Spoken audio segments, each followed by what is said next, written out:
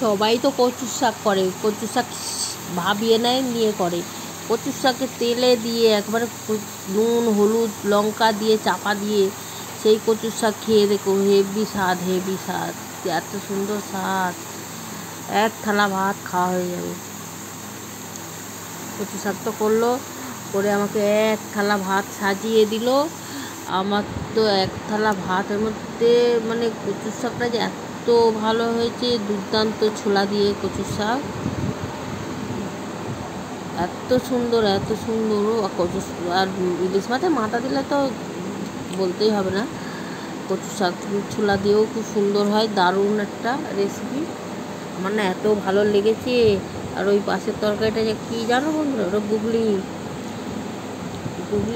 গুগলি এখানে এত লোকে খায় আর এত দাম হয়ে গেছে, 100 গুগলির দাম 30 টাকা।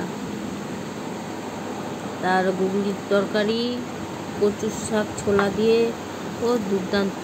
আরও ছিল, ওগুলো দরকার পড়েনি নি, আর এই দিয়ে খাওয়া হয়ে গেছে।